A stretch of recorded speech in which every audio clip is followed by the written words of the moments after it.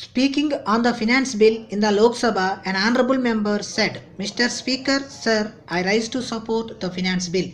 It is intended to give effect to the financial proposals of the Government of India and to bring into operation the proposals that were made for mobilization of resources.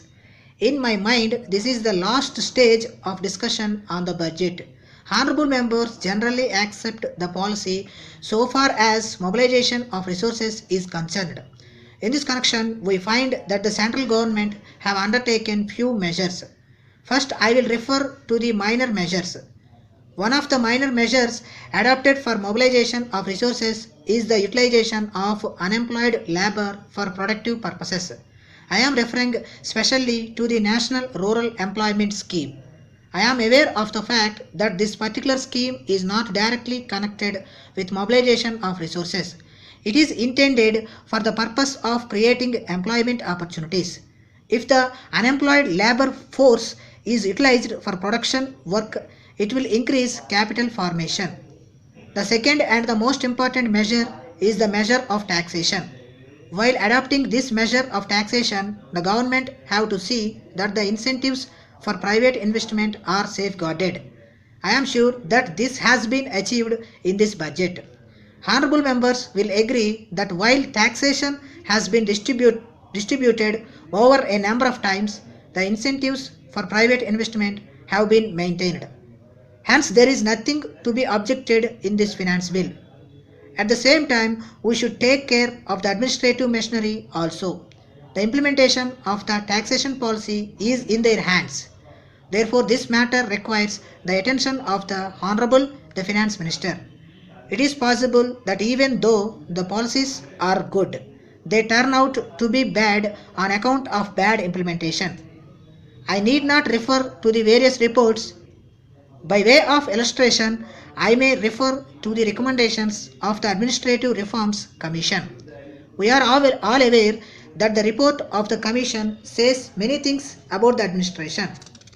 There are certain other reports also which speak very much about administrative activities.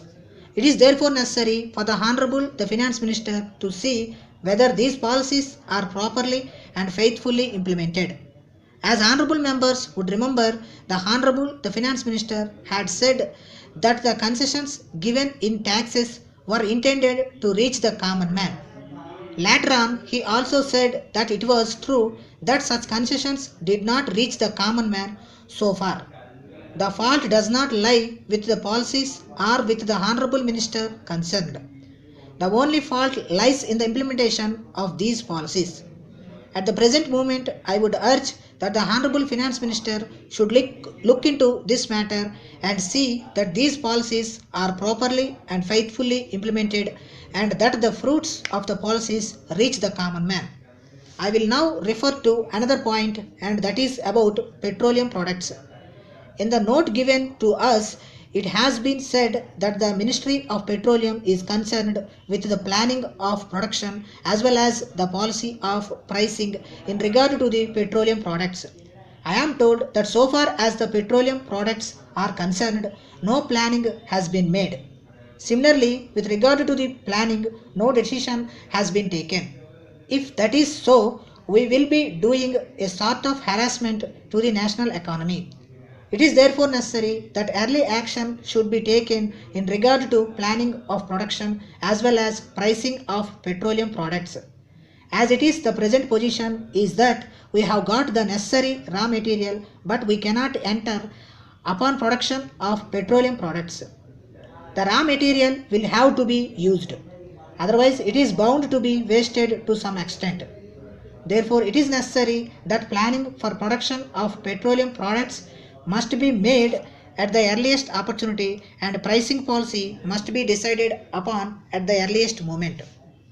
I shall now come to the agricultural sector. Much has been said about the agricultural sector. I wish to impress one point in this connection. Discussions have taken place about the report of the Agricultural Prices Commission and the prices for agricultural produce. I wish to say that full-time employment in agricultural sector should also be considered. I hope the Honorable the Finance Minister will take into consideration the suggestions I have made. With these few words, I conclude my speech.